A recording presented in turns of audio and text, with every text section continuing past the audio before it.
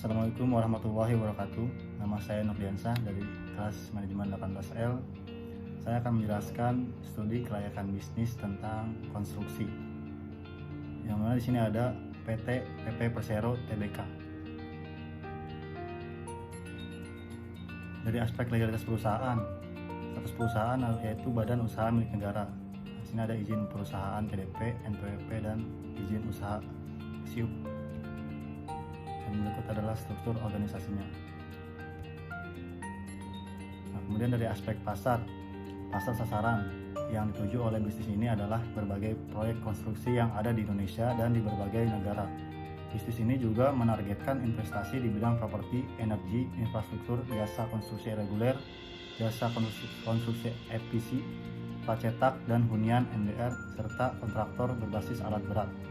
Kemudian dari segmentasi pasar, dari segi geografi, target proyek konstruksi bisnis ini yaitu proyek-proyek konstruksi di seluruh Indonesia maupun di berbagai negara. Kemudian dari segi demografi, konsumen atau pelanggan dari bisnis ini yaitu dari semua gender, semua agama, semua profesi, dan semua ras. Kemudian dari segi psikologis, PT PP Persero membuat proyeknya yang disesuaikan dengan kebutuhan dan keinginan para konsumen atau pelanggannya. Kemudian dari segi perilaku, sesuai dengan perilaku masyarakat yang akan terus berubah mengikuti zaman, PT PP Persero akan terus bertransformasi dan melakukan pengembangan usaha ke berbagai sektor pendukung lainnya. Kemudian dari pesaing yaitu ada PT Hutama Karya Persero, PT Leighton Contractors Indonesia, kemudian ada PT Ninja Karya Persero. Dari strategi bauran pemasaran dari produk, PT PP Persero membangun berbagai macam proyek investasi di bidang properti, energi, infrastruktur, jasa konstruksi reguler, jasa konstruksi EPC, pracetak dan hunian MBR, serta kontraktor berbasis alat berat. Kemudian dari segi lokasi, PT PP Persero melakukan pembangunan proyek sesuai dengan tempat yang diinginkan oleh konsumen atau pelanggannya. Dan dari penerapan harga proyek pembangunan disesuaikan berdasarkan jenis proyek yang akan dibangun. Beberapa jenisnya yaitu seperti bangunan, jalan, jembatan, pengairan, pelabuhan, dan lainnya.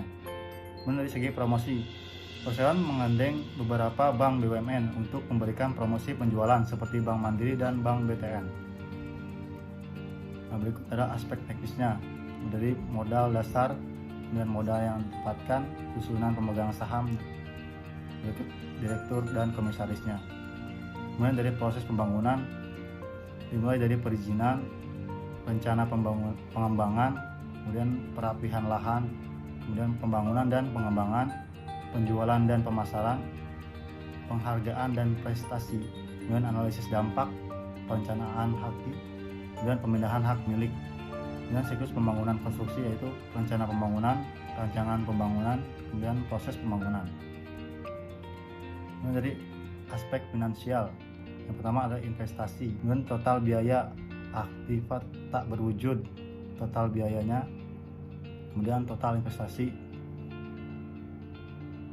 kemudian dari biaya operasional, investasi modal kerja, umur ekonomis yaitu 4 tahun, penyusutan,